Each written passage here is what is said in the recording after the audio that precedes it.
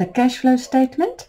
It's in the textbook New Era Accounting for grade 12, page 129 and 130. And the purpose of the cash flow statement is very important to be aware of that. And that is to explain the way in which the cash resources have changed. So we had money in the bank, and that amount changed. It increased or it decreased. So now we want to know, how did it change? Why? Where did it come from? The resources of how it have changed. Now we talk about an outflow of cash and an inflow of cash, and all about cash only. When we talk about the outflow of cash, we use brackets. When we talk about the inflow of cash, there's no brackets. The format of the cash flow statement is divided into 3 sections.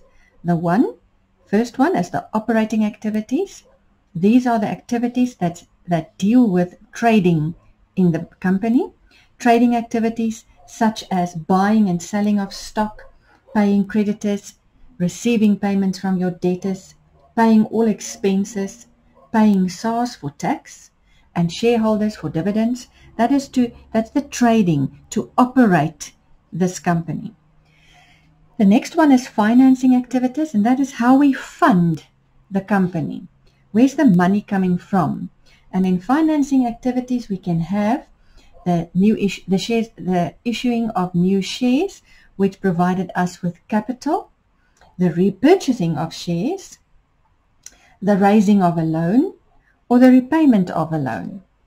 The next one is investing activities, and this is about establishing the company. So that could be something like land and buildings. It can be a fixed deposit that we invested in, because there will be interest on a fixed deposit, which will provide us with money. That's how we invest, how we establish our company. And then the result of these calculations will give me the net change in cash and cash equivalents. In other words, the increase or the decrease in cash. That's what I will see here. Therefore, whatever we calculate under operating activities, there it is. Let's call it number 1. Whatever we calculate under financing is number 2. Whatever the answer is in investing activities is number 3. And the sum of 1, 2, and 3. So 1, 2, and 3 together will equal the net change in your cash and cash equivalents. This is just the basic format of a cash flow statement. So keep in mind what we are working with. We are trying to establish the way in which the cash resources have changed, the way in which this answer have changed. And we're going to look now at 3.22 in your textbook. I'm going to do this with you, and we're going to see how do we put this in the right place and what is the outcome. Right, 3.22. I'm just going to put it here for you to see where I am. 3.22. This is straightforward, and it talks about BC Limited had the following cash inflows. So we know it's no brackets during the year that ended on the 31st of August. So the 1st of September is the beginning of the year. Right, now, and this is 1st of August 2004. The operating activities, the proceeds of issue of shares, the loans received, and then cash outflows, they will all be in brackets, operating activities, fixed assets purchased, loans repaid, and the placed in a fixed deposit. And then we have the cash and cash equivalents on 1 September 2003. This is the beginning of the financial year. That was 380,000, and it was unfavorable. So let's just see, where are we going to put this information? Operating activities has got an inflow and an outflow of cash. Now let's just put it in the place here. Cash flow from operating activities has got an inflow, positive amount, and an outflow, negative amount. And that answer is 480,000. 480,000. The answer of whatever is written below the cash flow from operating activities. In this case, we only have this, so it's easy to see that that's the answer for cash flow from operating activities. Let's go further. Now we see, just put it so that you can see, we have proceeds of issue of shares, and that is an inflow. We received money from the issue of shares. Now shares, when they are issued, it's part of the financing activities. So the issued shares is R1,000,000. That's what we received there.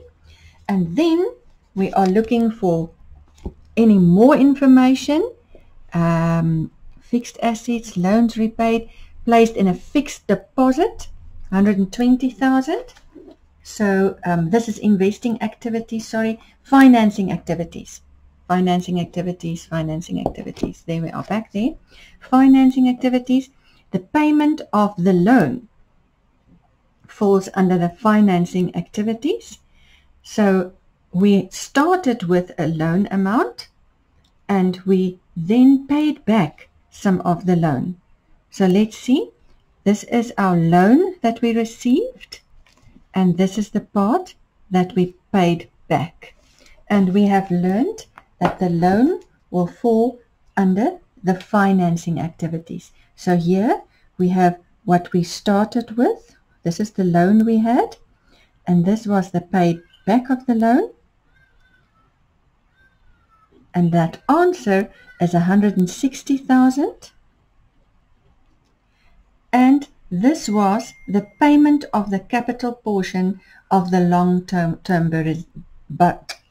borrowings. And that is always in a bracket because it's outflow of cash. That is what we paid on the loan. Right, let's go further. More information is the investing activities. Now we're looking for any assets that we bought. There's nothing bought there, but fixed assets was purchased 710,000. That is for our investing activities. This was purchased, and then there was a fixed deposit. And we learn this side, you learn off by heart. You must know what must be written on this side so that you know what you're looking for. Now we are looking for the fixed assets, and we saw that the assets we purchased. Now if we've purchased it, it was an outflow of cash. That's why there's a bracket. And if we invested in a fixed deposit of 120,000, we took it out of the bank and we put it in a fixed deposit. And that's why that is also in a bracket. Now the answer of this is 830,000. And the answer is also a negative. For 710 minus 710 minus 120 is minus 830. Oh, and we must still do this calculation here. This calculation here, this answer is 840,000, and the answer is a positive answer. Right, now can you remember that our asterisks and our 1, 2, 3 and the answer? So this is what we are doing now. This is our 1, our 2, and our 3 should give me that answer.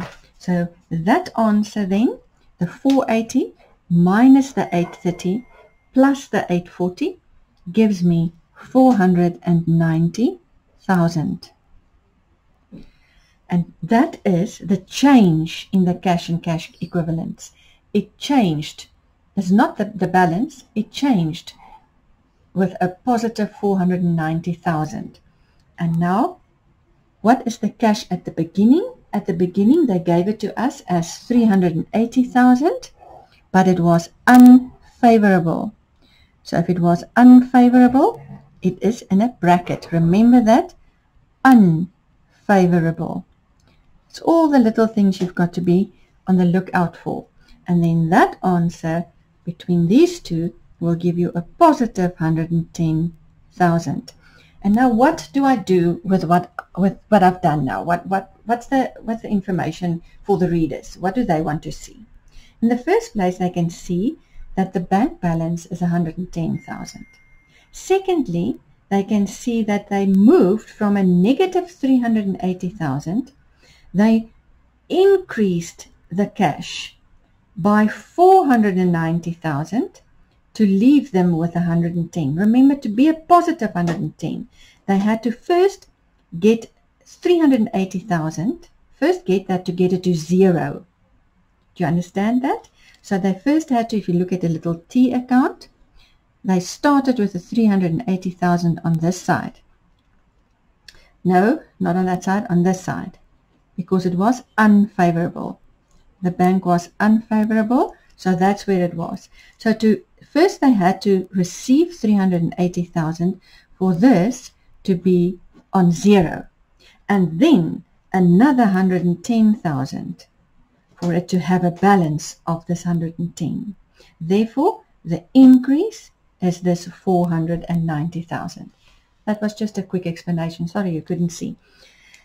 The 380 on the negative side, on the credit side, because it is unfavorable in the bank.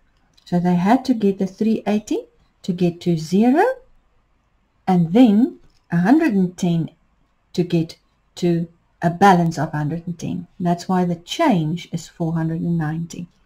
And now the question is, so what about that now? Now I know that we've made a lot of money, because we made 490,000 Rand cash. We got that in this year, which is great. But what else? Further, you can look at your financing activities. How did we finance any of our investing activities? We financed by handing out selling some shares, issuing some shares, and paying the loan. So we had an income financing-wise of 840,000. And with this incoming money of 840, we can afford and could afford the 830,000 that we spent.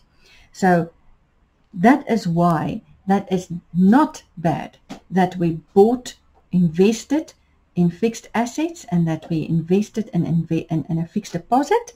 And this is what you interpret with a cash flow statement. Now we will move on to more detail and start explaining every section on its own.